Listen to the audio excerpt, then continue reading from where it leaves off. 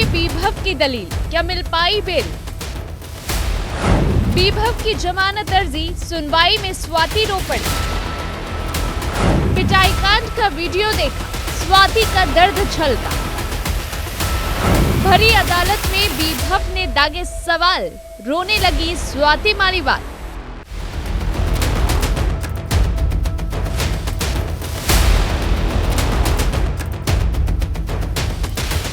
आम आदमी पार्टी की राज्यसभा सांसद स्वाति मालीवाल के साथ हुई मारपीट मामले में आरोपी बीभव कुमार की जमानत याचिका को लेकर आज 30 हजारी कोर्ट में सुनवाई हुई।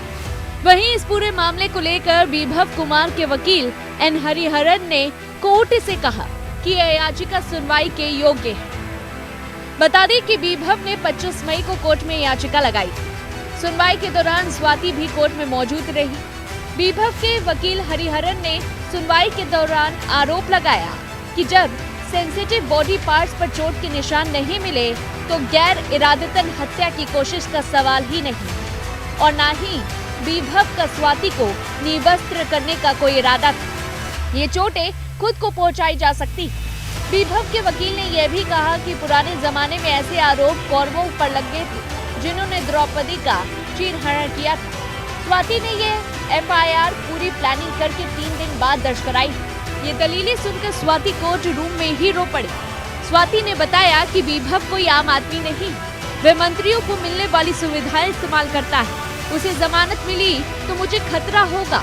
दोनों पक्षों की दलीलें सुनने के बाद मेट्रोपॉलिटन मजिस्ट्रेट गौरव गोयल ने बीभव कुमार की जमानत याचिका पर फैसला सुरक्षित रखा।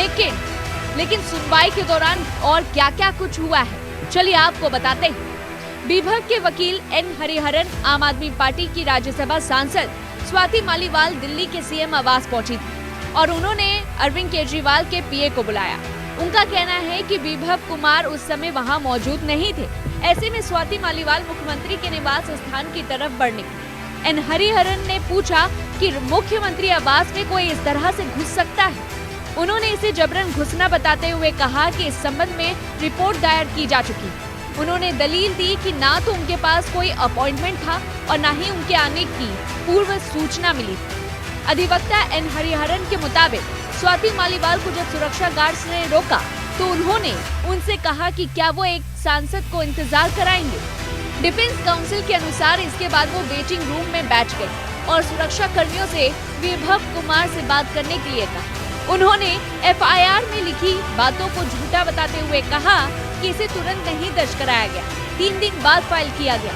उन्होंने कहा कि सीएम की आवास में ऐसी घटना नहीं हो सकती, वहां उस समय कई लोग मौजूद।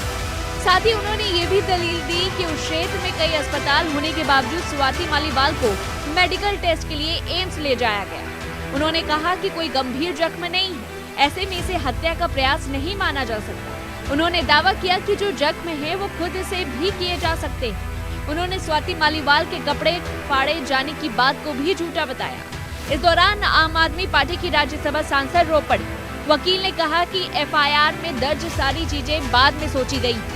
उनका कहना था कि वो अपने मुवक्किल को निर्दोष साबित करने के लिए नहीं कह रहे, बल्कि सिर्फ जमानत मांग रहे हैं। उन्होंने कहा कि सीसीटीवी फुटेज पुलिस के पास मौजूद है, ऐसे में इससे छेड़छाड़ की बात सही नहीं है। उन्होंने ये दलील भी दी कि बीभव कुमार शुरू से जांच में सहयोग कर रहे हैं। उन्होंने कहा कि स्वाति मालीवाल की कहानी के हिसाब से सब कुछ तय किया गया है ताकि जमानत से रोका जा सके। उन्होंने कहा कि बीभव कुमार 18 मई से कस्टडी में हैं। उनके विरोध में senior public prosecutor Atul Shrivastava ने जिरह की और कहा कि हत्या के प्रयास के लिए इरादा मालूम होना जरूरी नहीं, इसके बारे में पता चलना ही काफी है। उन्होंने पूछा कि पीड़िता को पीटा जाना, घसीटा जाना और टेबल के बीच में उनका सिर का टकराना क्या ये हत्या की कोशिश नहीं है। उन्होंने कहा कि स्वाति मालीवाल को अरविंद केजरीवाल लेडी सिंघम कहते थे। आरोपित को पद से हटाया जा चुका है। उन्होंने दलील दी कि बीभव कुमार ने ये नहीं बताया कि वो पीए के पद पर नहीं है और अरविंद केजरीवाल से उनकी बैठक नहीं करा सकता। ऐसे में उनके इरादे ठीक नहीं थे। उन्होंने कहा कि पहले कभी भी स्वाति मालीवाल को अरविंद केजरीवाल से मिलने के लिए पहले कभी अपॉइंटमेंट नहीं लेना पड़ा। उन्होंने ये भी बताया कि जब वेटिंग रूम में स्वाति मालीवाल को बिठाया गया था, फिर उनके जबरदस्ती वहां घुसने की बात सही कैसे हो सकती है।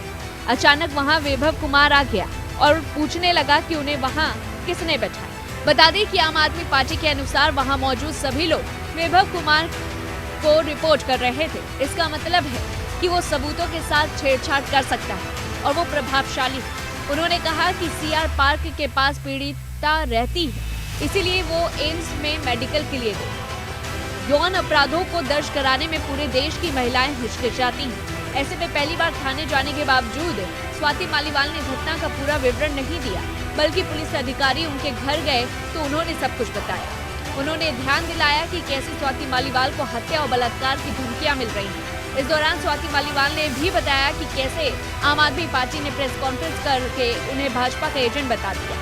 कहा कि आम आदमी पार्टी के पास एक बड़ी मशीनरी है, उसे काम पर लगा दिया गया है। उन्होंने कहा कि अगर वैभव कुमार बाहर आता है तो उनके परिवार को खतरा है। उन्होंने यह भी बोला कि वैभव कुमार कोई साधारण व्यक्ति नहीं है, उसे वही शक्ति और सुविधा हासिल है जो एक मंत्री को होती है। कोर्ट ने दलीलें सुनने के बाद ये फैसला सुरक्षित रख लिया है। लेकिन इस पूरे प्रकरण को लेकर के आपकी क्या कुछ राय है, हमें कमेंट बॉक्स में बताएं। तब तक लिए देखते रहिए News1 इंडिया।